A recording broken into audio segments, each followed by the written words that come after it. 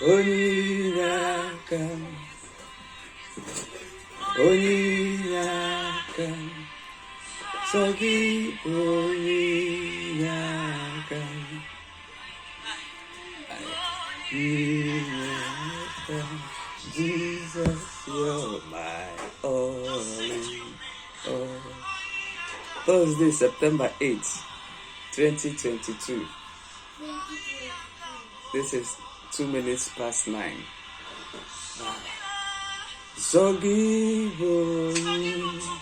And I'm here making a video close to Bay's kitchen. Bay is cooking and the kids are helping out. I'm here also in the kitchen. I'm making a video to discuss governance issues.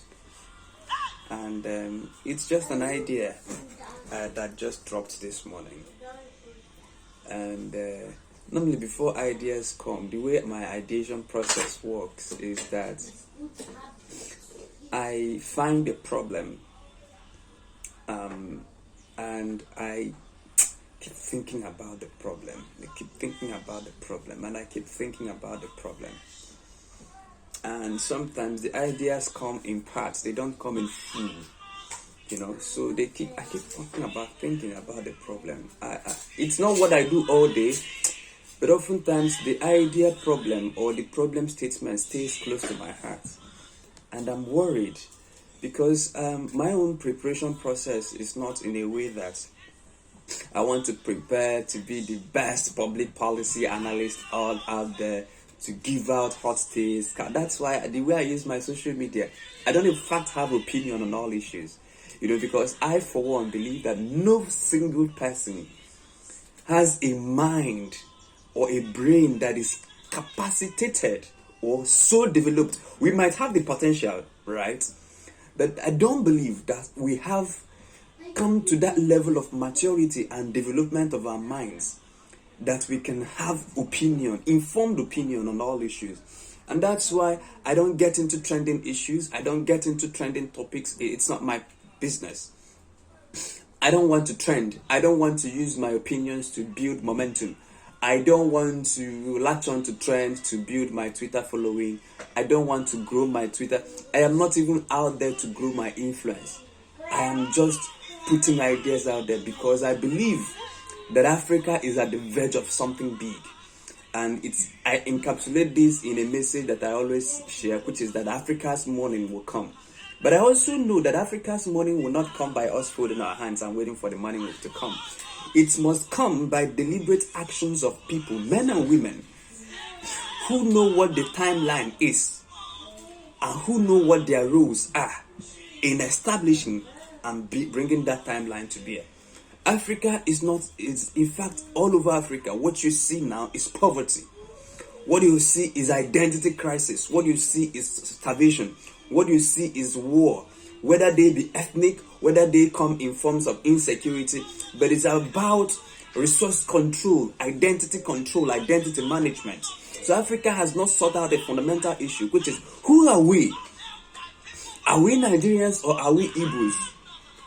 Are we Fulanis or are we Nigerians?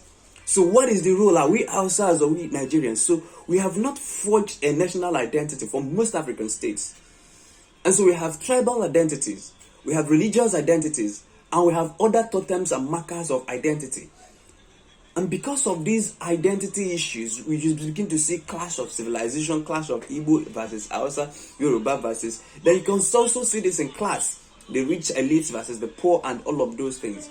And people collaborate. People cooperate. For instance, in political parties, you see Igbos, you see Hausa, you see. But, they cooperate and collaborate to bring about a need, or what you could call elite consensus.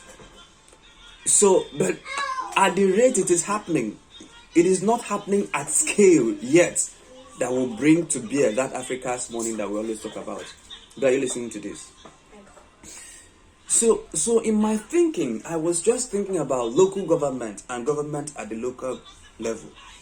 And I made a video, I think last 2 weeks or last week. I have not publicly shared the video, but that video, I made it on a live radio program. So the only people who got to hear of it were people who listened live to the radio interview. but I recorded myself while granting the radio interview, but I've not shared the video publicly. So it is restricted to the radio audience who listen to it. So I was thinking about it. What did we discuss? We discussed local government and why local government is not working. So we discussed a whole lot, and we agreed that governance is better felt at the grassroots. Because the president is far removed. While his office is important, the governor is far removed. But the government that is closest to the people, I gave a lot of illustrations. I said, for instance, the school feeding program of the federal government. How does the federal government think? Take away corruption, for instance. Just close your eyes to the fact that corruption exists. Apart from corruption, the program was designed to fail. How can you conceive that someone sitting in Abuja can make a policy to feed selected school children, primary school children, and you are from Abuja making a policy to affect a school child in, say, Miatanam in Anambra State, in, say, Uruguay in Anambra State, to say in Ozuakoli in this thing, Abia State? How do you think that you can from Abuja cook for them in Ozuakoli and the food will be nice? Because look at the logistical demands of making a policy in Abuja, setting out money in Abuja, and distributing it to 774 local governments, and distributing it to all the political wards, and distributing it to the schools who are then the beneficiaries of these programs. Imagine that you're not doing for the 774 local governments. Imagine that you're doing for selected local governments. And look at the chain, the middlemen. You design a policy in Abuja. How do you transport food from Abuja to the locals? You must have to rely on networks of local people, networks of logistics, who is the coordinator in the state, who is the national coordinator, who is the state coordinator, and then you begin to disburse funds so that it will get to every child in those targeted schools. Have you not seen that the chain of command and the chain of distribution? That is making a video. Have you not seen that in the chain of command and in chain of distributing those money to get to the students at the grassroots, that there are possible lapses? So I ask myself, who is better suited to take care of the school children? Is it the federal government or is it their parents? So when the federal government starts feeding school children, oftentimes it devotes so much energy to it that it forgets its principal responsibility, which is stabilizing the economy. Because it is your own mismanagement of the economy that created a system that parents can no longer feed their children. And because of their inability to cater for the basic needs of their children, the children are falling out of school. And so instead of the federal government to devote its resources to addressing the fundamental economic needs, setting out economic policies that will create jobs, that will empower these parents to better take care of the children, the government now thinks, federal government, that it can take care of the children better than their parents. That is a design failure. No matter how hard the federal government tries, it cannot take care of the children better than their parents. No matter how hard the federal government tries, it cannot, for instance, deworm children better than their parents. And so this is a fundamental design problem, because in our Igbo palace, they said that Efi or Ewu, a communal owned item or a community owned goat, is always malnourished. But when you leave those goats with individual responsibility, that I and this family own this goat, then we found that people better take care of their own goats than a goat that is communally managed. So how come the federal government think that a cooking system that is a communal effort of the federal government will work well, better than individual parents cooking and taking care of the basic needs of their families? And I agree that there must be concerted efforts to reach out, even while we're dealing with economic issues, to reach out to these children who are struggling, right?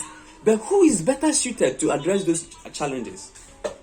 Is it the federal government in Abuja, cooking for children in Miatanam, cooking for children in Oguibele, cooking for children in Ozuakoli, cooking for children in Nembe, cooking for children in Obabi, cooking for children in Ozowani, cooking for children in Potiskum, cooking for children in Nyanya, Look at it. So this work is better suited for non-governmental organizations, and these are community-based non-governmental organizations. I am making a video, for Christ's sake. Community-based non-governmental organizations, right? Who are immersed in the locals. And you see this, the churches, the mosques, local-based NGOs. These are people who are best suited to take care of these things on behalf of the society. Now, where do they get their funding from? They get funding from their humanitarian activities, from donors, there are a lot of NGOs that the government can aspire to engage in these feeding programs. Even when the government decides, okay, the civil society is not working, the religious community is not working, right? The private sector, the corporate social responsibility arm of the private sector is not working, or maybe not interested in this particular area. And then the government decides to do the pilot scheme, for instance, now to invite others to look into it. Then it must be a time-bound intervention, because the federal government does not want to be feeding school children in perpetuity. It must be a time-bound intervention. Say we're doing this for the next 7 years, and our goal is to show what works, and then transition this into the hands of people who can take care of this responsibility. If that is the goal, then the government should ask itself, between the federal government, the state government, and the local government, who is better suited to take care of this responsibility? I don't think that the Minister of Humanitarian Affairs in Abuja is better suited to feeding school children. I think that the problem we have identified is that school children drop out of school because of malnourishment. And then by providing as little as 1 square meal a day for them in school, that it could be, and there is there is evidence to suggest that this can keep school children in school, and that this can radically affect their performance in school. I agree to that. But now, who is better suited between the federal, since we have discussed and agreed, right, at this point so far, then the federal government is not best suited for this kind of intervention. In fact, that the government is not best suited for this kind of intervention, that it is better left with NGOs, private sector, the social responsibility, cultural and religious organizations, philanthropists, and all of those. Because those are people who will do it from the point of passion. And no matter the kind of organizational acumen the government has, once it lacks the passion, then that program is designed to have serious implementation issues. Then, how can the government manufacture passion at scale? That the people who are in the Ministry of Humanitarian Affairs are passionate about these 2 kids they are feeding. How do you get them? Do you have a metric for recruiting only passionate people? Do you have a metric for recruiting them and getting them to stay passionate and committed to the welfare of school children? If you don't have that, then you have lacked an essential ingredient to make this policy work. Let's assume that because of the circumstances that the federal government will do this, regardless of the fact that it doesn't have the organizational level passion that is required to bring about the kind of impact such a program policy is designed to make. Okay? Now, between the federal, the state, and the local government, which one is more adapted, is more local? Which one can monitor this the best? Is it the federal government sending invigilators from Abuja to go into all the schools to check that the people they gave money to cook for these students can actually cook for them? And then at the rate that the government agrees, who is to make the audits? Who is to oversee the process? Who is to check the quality of food giving? Who is to check the volume of food giving? Because we've seen videos on social media surfacing where school children have fed something like, I don't even know, many of you might have seen the video. As disgusting as that video was, it wasn't even the people who were designing, it was the program design, that the people who designed this program failed to see that they don't have the manpower and critical soft and hard skills, both in terms of logistics and in terms of commitment required to execute that kind of program. So it was designed to fail. So that brought us to the idea of why is local government not functioning? So we ideated, we talked a good game about the constitution of the Nigerian Republic, especially the lacuna in the constitution that has allowed state governments to acquire local governments as an operational extension of the state government. So they are no longer federating units as they were supposed to be. They are now an extension where the governor, for instance, can unilaterally decide that he wants to conduct local government elections out of his own magnanimity. He can also decide that he doesn't want to conduct the elections, that he can, through the connivance with State House of Assembly, connive to appoint who becomes the ward councillors, who becomes the local government elected council persons and council chairpersons, right? And we have said in that video, right, that in this case, if people are elected to serve in local government councils, that oftentimes their loyalty is to the people that elected them, even when they are not good on their own. That by striving to please the people that elected them, so that they can keep their offices or they can renew their tenure, that they try to be at least beholden to the people that elected them. But when they are appointed by the governor, who decides, regardless of whatever the impact they make in their community, the person who decides whether they are good or not at their jobs is the governor. So oftentimes their loyalty and who they try to impress is the governor, who can decide to keep them in office or to kick them out of office. So because of this, we find local governments who are not implementing people policies, but who are implementing policies to suit the people that appointed them, and in this case, the state governors. So where you find that the state governors are working, fine. But where you find that state governments are not working, then you have double tragedy, because the state government is not working, and then the local government is not working because the state government that rewards or punishes performance has different rubrics for measuring what performance is. And then in this case, performance can be, how long are you able to stay in Oka or in the state capital to please the governor? How long, how loud can you shout that the government is working? How can you demonstrate that you love the governor the most? When the governor comes to a meeting and says something, how are you able to shout, yes, yes, yes, your excellency, this is the best idea? How are you going to demonstrate your loyalty to the governor? And that is, in the case, how your performance is measured. Not by how many communities you are able to impart, but by how many times you are able to massage the ego of the governor. So we did say that there are fundamental constitutional changes that must be made for local government to work. And then that brought us to the question, whose responsibility it is to make those fundamental changes? And we said that it is the elected lawmakers acting on behalf of the people. And so who is this person who are the people who elect lawmakers? Is the society who through periodic elections elects their lawmakers. Then who judges whether the lawmakers have done what they were sent to do or not? It is also the society who judges whether these lawmakers are performing or not. And then how does the society, as at today, judge their lawmakers? Unfortunately, we judge our lawmakers by the number of bridges they build, by the number of school children they award scholarships, by the number of interventions they paid my school fees, they attended my father's funeral, I went to the village, he gave me a bag of rice, so it is the program, the projects they attracted. But nobody has told the society, look, the principal job of a lawmaker, the primary job of a lawmaker is to make laws. And he impacts the society through the laws and policies he legislates or promulgates. And not through bridges. Because you can give 10 people or 1,000 people bags of rice, sewing machine, keke napep, wheelbarrows, frying pan, whatever it is that they call their empowerment and constituency projects. But through one law, you can radically alter the economic reality and outcome of the people in the community. Through one law, you can radically alter it.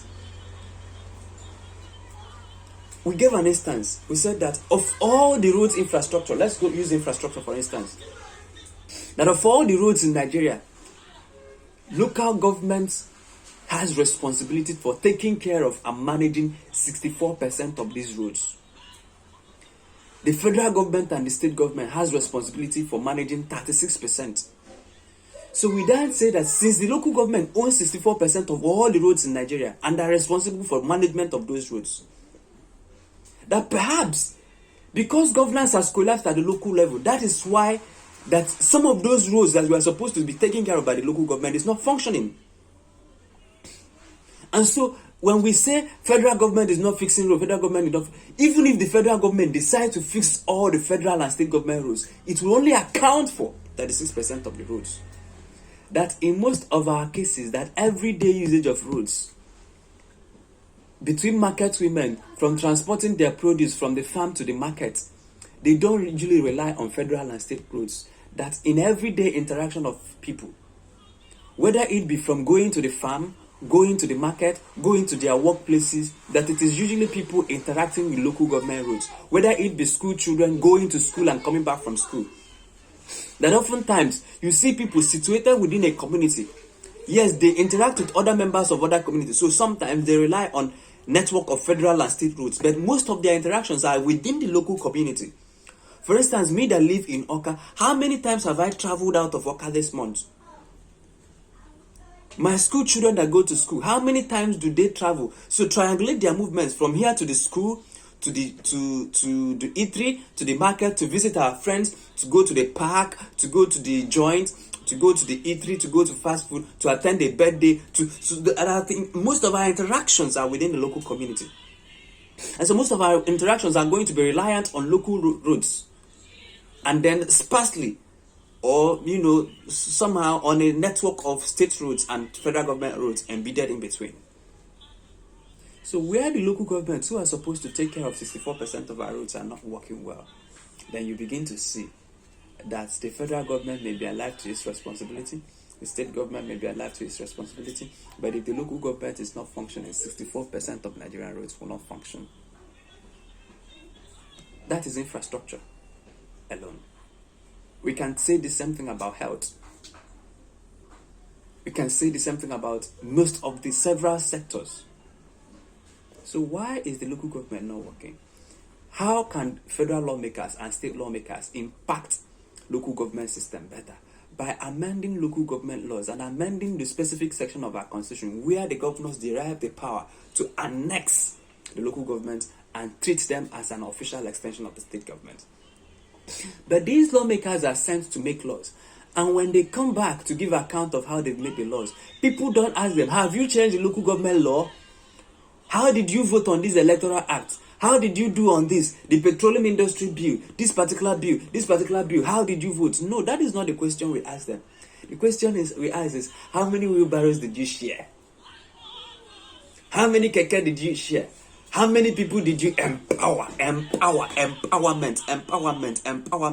And what is the empowerment? Wheelbarrow. Paying school fees. Finding jobs for them in Abuja. How many people are in your constituency, dear senator? How many people are in your constituency, dear federal lawmaker? How many federal jobs are available? So why are you priding that you gave 20 people jobs in federal ministry of whatever? How many people can you lift out of poverty by giving them jobs in Abuja? How many of those opportunities exist? Have you not seen that by making laws that liberate the economic reality, that you can impact thousands of people indirectly? But we judge them by how many people did she give job, how many wheelbarrows did she share, how many keke did she share, how many empowerment. And that's why you see all manner of useless, they are useful, let me not say useless, it's useless, all manner of empowerment scheme. And oftentimes these empowerment schemes, why they help people? Because I will not deny that they don't help people. They help. Because there are people who really need this help. There are people who those wheelbarrows are a lifetime saver for. There are people who those headpans, skills, whatever, ICT skills, bakery, confectionaries, whatever training they give, and they give a large spectrum of trainings. Keke, there are people whose lives have been changed by giving them keke that puts food on their table every day. There are people whose life has changed by giving them fertilizers, giving them plant farm inputs. I don't deny this. But I'm saying that this is not the primary goal of a lawmaker.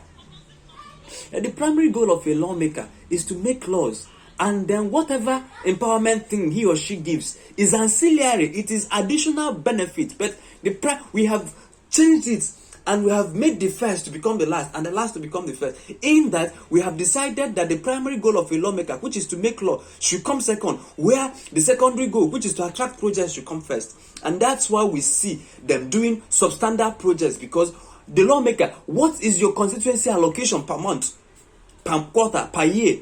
How many roads can you fix? And that's why you see them trying to asphalt roads. And oftentimes, the projects that they've attracted, the roads that they asphalt, because they don't have the capacity to attract the kind of funding needed to address the critical infrastructure needs in their constituencies. They now try to get a small money and spread it across the communities. Therefore, you see them asphalting roads that will always fail. Minimum 1 or 2 rain season. And we call them Mr. and Mrs. Projects. But nobody has told them that the projects fail after commissioning. That projects fail after 3 months. That projects fail after 6 months. Mr. Lawmaker, Mrs. Lawmaker, the job is to make laws. Thank you for the projects you've attracted so far. Thank you for the ones you're working hard to attract. But the primary goal is to make law. And so if the society begins to judge them based on their ability to impact our laws, then their focus will now shift to who makes the best laws. How do I tweak the constitution to better serve the people? Because a lot of Nigeria's challenges are fundamental in nature, are constitutional in nature, but it will require a lot of hard work to change the constitution. And that brings me to my idea that I'm discussing today, which is that the idea of electing a Nigeria's commander-in-chief is an archaic model of looking at things. The idea of electing a commander-in-chief, by the way, we've not seen that that's a military term, who commands the battalions and the armies of the people to wage war to protect the sovereignty of the state. That we've seen in a lot of the African states. Track it, look at all the African countries today. Anywhere you see conflict in Africa, that oftentimes 98% 98 out of 100 times where you see conflict in Africa, it is not usually between two countries. It is usually between internal elements of the same country. Are you talking about Angola? Are you talking about Nigeria? Are you talking about Ghana? Are you talking about Cameroon? Are you talking about Zimbabwe? Are you talking about Kenya? Are you talking about this country in the Horn of Africa? Ethiopia? All of them, anywhere you see crisis in Africa, close your eyes and count up to 10. 9 out of 10 times, they are internal crisis. An internal crisis cannot be addressed by commanding a fleet of army. Nigeria has such crisis. It manifests in banditry. It manifests in IPOB agitations, in separatist agitations, whether they be through IPOB, ESN, trying to have a country of their own distinct from Nigeria. Whether you are talking about people who are canvassing for Oduduwa Republic, whether you are talking about Fulani herdsmen militia, who seem to be waging war against the state, who seem to be pursuing an interest that is distinct from the state interest or national interest. Whether you are talking about Boko Haram or all its mutations, ISWAP, whose challenge is to the sovereignty of Nigeria itself, who think that democracy has failed them, and they have legitimate reason to believe that democracy has failed them. And then, where they get it wrong is by thinking that by instituting Islamic governance, that it will better take care of their society. And even if they have decided that Islamic governance or Sharia is the system of governance that will bring about the kind of desired goals they want, assuming that the good goal is better life for the constituents, better life for their citizens, better life for... So now we have to ask, in those areas managed by Boko Haram and Sharia, is there any evidence to suggest that their governance and their outcomes have been better? Since democracy is not working for them, and then these people have taken up arms against the state in a way to bring good governance through barrel, Is it working?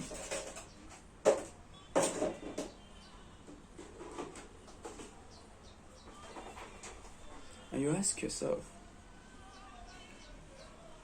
the federal government has been commanding army for how many years now? Has anything changed? Look at the Niger Delta crisis. How was it solved? Look at IPOP crisis. And stretch your mind a bit further than this. How will IPOP crisis be solved? Is it by commanding the army? How do you solve Boko Haram crisis? By commanding the army? How do you solve agitations for Oduduwa Republic? By commanding the army? How do you address constitutional issues? By commanding the army? The local government is not working. Because of that, people within the locality take off arms against the states. And you want to address it by commanding the army? Because commanding the army to deal with insecurity, and I'm not saying that army is not important, they are critical because there must be boots on the ground. But oftentimes we send them to go and clean up a mess that was caused by absence or lack of governance. And why do governance lapse in? Why is governance failing in all those places we call ungoverned societies or ungoverned spaces? And some of them you trace back to the constitution. Today, people are talking about the structure of the Nigerian state. That the structure is not working. That everyday gathering in Abuja to share national patrimony is no longer working. That we have to review the structure of Nigeria.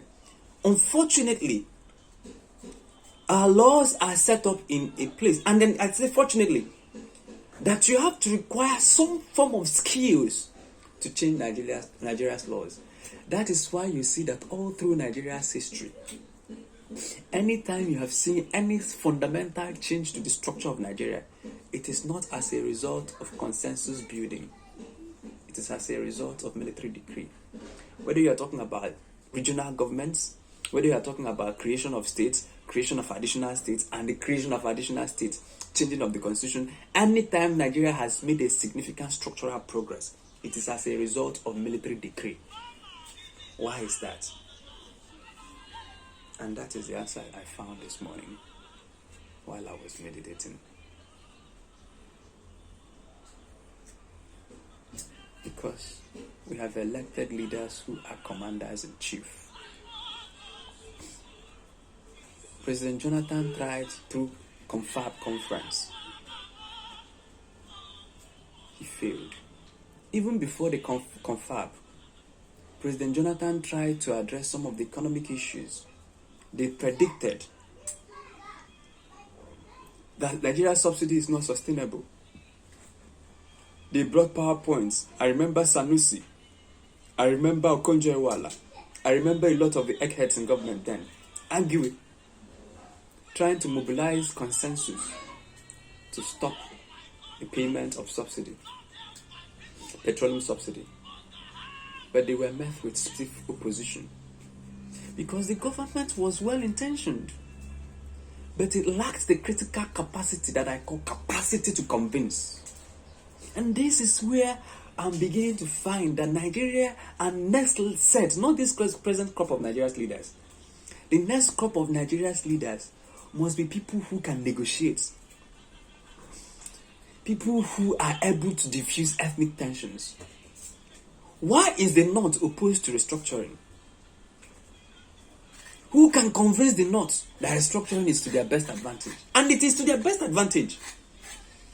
Because who has suffered the most from Nigeria's current destructive structure? It is the North. The structure we have today allows them to produce more presidents and more members of the National Assembly and more senators. And they have more impact. They have more voting population. But who have suffered the most in terms of governance deliverables? Where do you see poverty the most? In Nigeria. Where do you see infant mortality rate the most? Where do you see insecurity the most? Where do you see poverty the most? Where do you see the highest level of school dropouts? Where do you see backwardness the most? Which means that the current structure is not working for the North. But we have not gotten leaders who are skillful enough to convince the North that Nigeria is not working for them. That they are fighting and struggling to keep a structure that is not even working for them.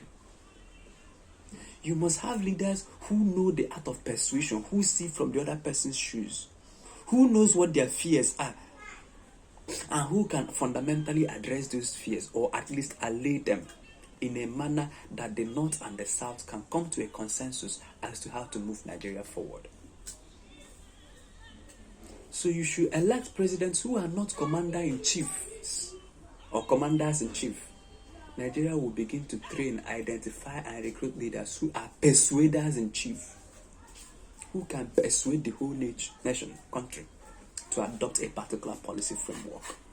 Because some of the fundamental issues with Nigeria require a radical level of change, but you cannot implement without convincing the people. You cannot implement without, for instance, convincing the National Assembly to enact laws or to radically change Nigeria's constitution. You cannot, even when you get the National Assembly to overcome their inertia to implement radical changes to our constitution. How do you get the state houses of assembly to concur to those laws? That is also where you bring in the commander-in-chief. We have presidents who sit in Abuja and expect all parts of Nigeria to agree to a policy proposal from Abuja without putting the hard work of convincing the populace to support that. So, and our politicians know how to do this. They know how to persuade. But they know how to persuade people politically. Because oftentimes we have elected leaders who were elected across board. In fact, the constitution of Nigeria is in such a way that as difficult as it is to become the president of Nigeria, that is the same way it is difficult to become or to change the constitution of Nigeria. But people have overcome that difficulties and became the president of Nigeria by winning at least 25% of the votes in 2/3 of the states. Today, you need the concurrence of 2/3 of the states to change Nigeria's constitution. So, if you are a president who have convinced 2/3 of the population to vote for you, now you cannot convince that 2/3 of the population to vote for a particular bill, or amendment to the Electoral Act. Then, what is wrong with you? I know what is wrong with you. What is wrong with you is because you have not taken time to see policy changes as campaigns. Buhari, before he was elected, I heard, and this is not on good authority, so if I'm wrong, pardon me. I think they said they got an advisor who advised President Obama's campaign to design their campaign rhetorics. You bring in PR strategists. You bring in behavioral scientists. You bring in a whole lot of things. You see the effort and coordination required to pull off a successful national campaign. You design what is the communication goal. What does the people want? Corruption. You design your campaign around corruption. What do the people want? You design. You get in science. You get it to. In fact, the way Buhari's campaign was run with almost near scientific precision. You get PR consultants, and then you win office. And for instance, you want to change Nigeria's constitution. You don't see the role of PR consultants. The people you lobbied across states to vote for you, suddenly you can no longer lobby them to vote for your policy, proposed policy changes. How come you are suddenly weak? And you get into office and you find that you cannot do anything. Then you resort to building bridges and roads, infrastructure you call them. But you know that the problems are fundamental. That buying more armor tanks for the police will not solve the problem. That by commissioning the second Niger bridge will not solve the agitations in the southeast. You know. If we commission 10 of Niger bridges, even if you commission the 10th Niger bridge, it will still not solve the agitations in the southeast. You know. But it is easier to borrow money from China to construct the bridge than to find the energy to convince the whole nation to agree to a proposed change in the constitution. But you have done it before. If you are able to convince the whole nation, at least 2/3 of the nation, to vote for you, and you got the spread that is required to become the president of Nigeria, you can get in the resources required to propose and to implement any particular policy direction. Oftentimes, governments have PR strategies, but the strategy is not to convince the people to support the policy of the government. It is always to whitewash the government, to show that the government is working. The result communication aspect of public policy. That's when I say results. We have commissioned 10 bridges. Buhari has done this. Buhari approves this. Buhari approves this. Buhari approves 10 billion. Buhari builds the second Niger bridge. Buhari has constructed 1 million kilometers of road. Buhari has done presidential airport. Buhari has done this. Buhari has done this. Obiano has done this. That is the communication aspect of governance that is result driven, results oriented, and which is where the people focus on. Government's communication experts focus on. But government's communication needs should not rise and fall on communicating results. It should also rise and fall on building consensus. You have tons of media aids, but you cannot mobilize the nation to change the constitution. You have PR strategists who go to channels TV, Arise TV, and social media to communicate to the people that you are working, that you're working, that you're working. But you cannot convince those people to believe that by changing Nigeria's constitution, that their outcomes can be better. You are, Jonathan, you are able to get Reno Mokiri, Ruben Abati, to tell the nation that you are doing Shopee, that you are doing UWIN, that you are building Almajiri schools in the north, that you have operationalized more universities than any president within the history of Nigeria, that you are addressing critical infrastructure, that Nigeria was growing at the GDP rate of average 6 to 7% GDP growth. They are going on TV to advance those issues, but you cannot get them to convince the nation to support subsidy removal. And I ask you, the amount of effort you put in to convince the nation to remove the subsidy, is it commensurate to the amount of effort you put in to convince them to vote for you? You know, you have the facts, you have the statistics, you know that subsidy removal is in the best interest of the people.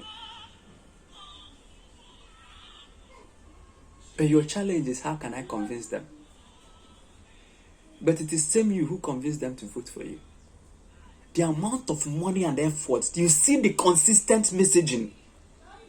Let's use billboards for instance. The amount of billboards that you mount across the states to prosecute a presidential campaign, yet there is no one single billboard on subsidy removal. The amount of posters you paste nationwide to prosecute presidential elections, there is no poster anywhere in any village to tell them about the merits of subsidy removal. The amount of TV jingle you produce to support your presidential ambition, yet how many TV jingles were produced to convince the people about subsidy removal? You designed your PR and your media engagement strategy. Who designed the PR and media engagement strategy to get the country to remove subsidy? You see the amount of money you put in the Dasuki gates to convince the nation to vote for you, to lobby. How many people did you lobby to remove subsidy? Did you lobby the press? Did you lobby the media? Did you lobby the various states House of Assembly? Did you lobby the academia? Did you lobby the CSOs? Did you lobby the church? Did you lobby the community and groups? Did you lobby the Muslim community? Did you lobby the imams? Did you lobby even the state governments? Did you lobby? Or you just felt that you would sit in Abuja, all knowing you, and command as the commander-in-chief for the nation to remove subsidy? And when those commands fall on deaf ears, as they will, and then you resort to, let us keep paying subsidy and allow them their wahala. At least I can build bridges. I can build Second Niger Bridge. I can go to Enugu and commission airports. I can go to the north and commission emergency schools. And then I will tell them that I'm working hard, that Boo is working, that Jonathan is working, that Soludo is working, that solution is here. And then governance changes will happen. So because I believe that people are well-intentioned before getting into office, but when they see the volume of work that is required to get a nation to change, that's why no president elected has been able to fundamentally change Nigeria's constitution. Because they've not seen it as a campaign. They've not seen the amount of effort. The only time we have made substantial progress is through military decree. Unfortunately, there is no military decree again. The military is not coming back. We will not even allow them to come back. Nobody will support them to come back. So whatever progress we are to make will come through consensus building. The president should get the hell out of Aso Rock and move into the streets to convince people to support him. Get out of the cocoon they call Aso Rock. Get out of Aso Rock. Your ministers should get their lazy asses off Aso Rock. Get into the streets to convince everyday Nigerians to support, for instance, subsidy removal. And I'm using subsidy removal, for instance, as one particular policy direction. It could be changed in Nigeria's constitution. It could be subsidy removal. It could be retweaking education. It could be anything. But it could be even restructuring Nigeria. You should get the hell out of office and get into the streets to convince people. You were eating corn, roasted corn on the streets to convince poor women to vote for you. Today, you can no longer eat corn to convince them that removal of subsidy is to their best interest. You were frying akara to convince people to vote for you. Today, you don't know that it is the same akara that you should fry. And in that akara frying, after you fry that akara and ate with them, you can now tell them about subsidy removal. You went to the newspaper stand to tell them to vote for you. You can no longer go back. You call town hall meetings to tell people to vote for you. You organize nationwide rallies. You brought in 1 million people. You beat t-shirts, billboards, hand flyers, posters to get them to vote. Getting them to vote you.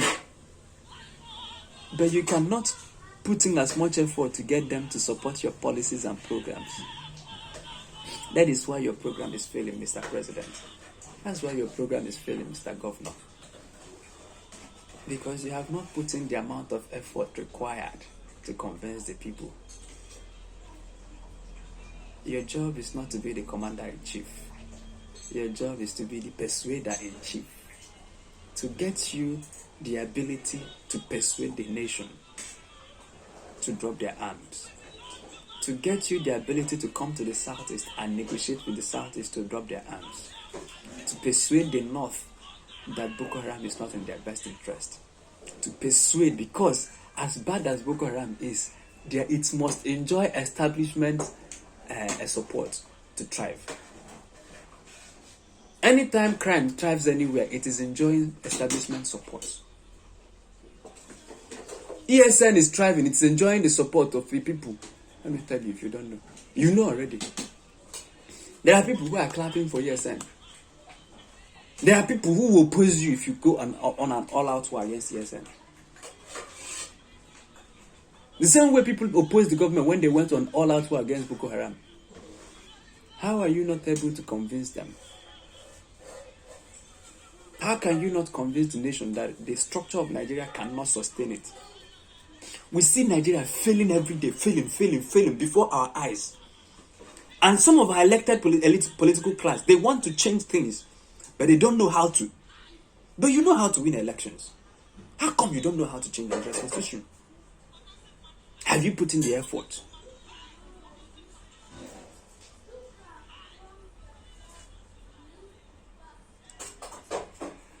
anytime any bill scales through the National Assembly, the president, that's any, by bill, I'm not saying any bill now, anytime a proposed constitutional amendment scales through the National Assembly, and the constitutional amendment that has been passed by the House, both houses, meets the policy aspirations of the president, it is the president's responsibility now to lobby the nation to vote in favor.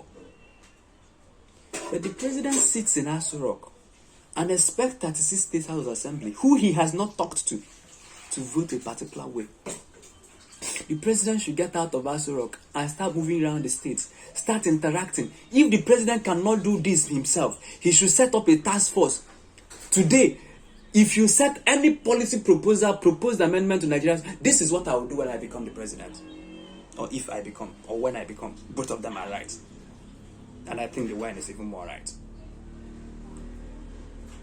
You propose a particular piece of legislation, amendment to the Constitution, and you decide, what is the number of votes I need for this amendment to pass in the House and in the Senate? You talk to those lawmakers, lobby them, and then get that passed. When that is passed, we have done a sizable number of the job, but we now move to the states. How do we get the State House of Assembly to vote yes? If not getting the 36 of them, at least to get 24. We now target, out of 36, we want 24. Who are those 24? Who are the ones that are likely to say yes? Who are the ones that are likely to say no? What can I do to them to ensure that those who are saying yes will say yes? What can I do to insist that, to convince those who are... The president should move, and nothing stops Buhari from coming to address Anambra State House of Assembly to beg them to see why they should support his proposed constitutional amendment. Nothing stops him. Why is the president always tucked away in Abuja? Why is the president always interested in foreign trips? The problem of Nigeria cannot be solved by foreign trips. It is by local trips. The president should leave the Aso Rock and get out of Aso Rock and get into the streets. The president should be able to travel around the 36 states to convince them to vote a particular way. The president should be able to lobby the State House of Assembly, 36 of them. If the president cannot do this alone, the president must set up a task force that will go around. Who are these people in the State House of Assembly? What are their interests? What is the program the federal government can do for them in exchange for their votes? Can the federal government do this for these states in exchange that the State House of Assembly votes this way? It is lobbying. Who are the people who control these people in the State House of Assembly? Who are their igwes? Who are their leaders? Who are their emirs? Who are their baales? Who do they listen to? Who are their church leaders? Can we speak to them to speak to them? Can we speak to their emir? Who are their financiers? Who finance their elections? The people in the State House of Assembly, who finance their elections? Can I get these people who finance their elections? Can I do something for them business-wise so that they can get their boys who they finance the election to vote a particular way that will move the society forward? These are the kind of leaders and lobbyists we need to get Nigeria to work, because the military can no longer come and save us. It is us who will decide that Nigeria's structure is not working. It is us who will decide to change the structure of Nigeria. It will require a lot of hard work, lobbying, persuasion, explaining, campaign, PR campaign. After you've even talked to the State of Assembly and they are doing strong head, talk to the people who voted them in. Billboards should be up. TV jingles should be up. Social media should be up. There must be deliberate effort to lobby the social media to support the social media community. There must be deliberate effort to lobby the church community, to lobby the Muslim community, the imams, who have captured, by the way, the minds of a lot of people. And then you lobby them, explain to them. If you engage them and explain to them the merits, and they ask you questions, you allay their fears, and they see that the policy you are proposing is even to their best interest. It is a hard work. The same way you work hard to get them to see that you are the best option to be elected. Imagine, therefore, required to convince your party to nominate you to become their presidential candidate. And imagine the amount of effort it requires, the sleepless night it requires for you to transverse the 36 states to convince the nation to vote for you. That is the same amount of effort it will require to get the nation to agree to a consensus. But oftentimes we have leaders who want policy results without wanting to put in the required effort. Once they get elected, they get busy with small meetings in Abuja, meeting this. They refuse, or they've not seen that power is not at the top, that power is at the grassroots. That the same way, the principle of source and sustenance means that anything you did to get to power is the same thing you would do to sustain the power. If you got to power through popular consensus, then if you're going to sustain the power you got through popular consensus, you must maintain it through popular consensus. Oftentimes, the instrument you have used, Mr. President, or Mr. Aspiring President, is to tell people, I have done this, I have done that, I have done that, I have done that, I built this, I built this, I built this. Sometimes, you're even looking for what to say that you begin to claim what you have not done. But even for the people who have done enough, the governance needs in Nigeria is like an ocean.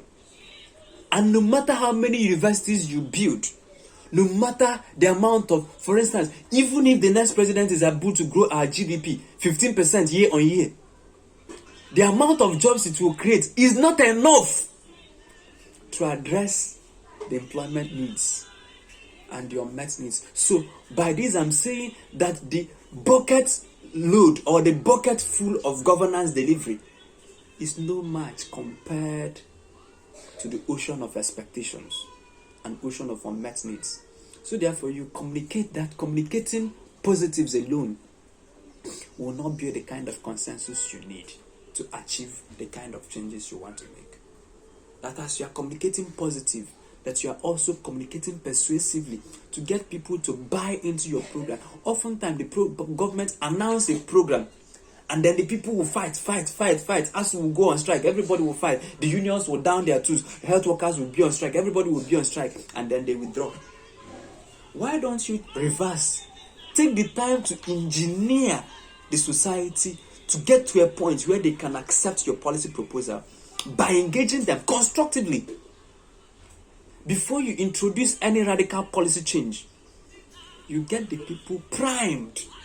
You get all the layers of opinion leaders and opinion molders to accept in their minds that particular policy proposal before you eventually get it out in the market or in the political marketplace. So I've written something down. Let me read it. Nigeria's next commander-in-chief should ignore the title and become Nigeria's Persuader-in-chief, because the focus should be to lay the philosophical and structural infrastructure on which the new Africa will be built. He should set up task force whose job will be to convince the National Assembly to vote a particular way. And after that, to set up a task force whose job will be to convince the State House of Assembly to vote a particular way. And after that, you set up a task force whose job will be to convince the people, the populace, to support a particular policy direction, to get the civil society to support it, to get the organized press to support it, to get the social media to support it, to get all the levers, to get the church community to support this, to get the Muslim community to support this, to get the traditional institutions to support this, to get the unions, keke unions or kada unions. Why would the government wake up and ban anything? We have banned this thing. Oh my God. The idea of the commander-in-chief. You wake up, I have banned this, I have closed the borders, I have banned the importation of rice, I have banned this, I have banned the commander-in-chief aspect of governance. We have banned, we have prohibited, we have banned. And then those policies fail where the government has the capacity to ban. But where the government cannot ban its way into governance deliveries, you see that governance will fail. Because you cannot say that you have prescribed IPOB, for instance. Have you banned IPOB? Since you banned IPOB, has it stopped? Since you banned Boko Haram, has it stopped? Since you banned agitations for Oduduwa Republic, has it stopped?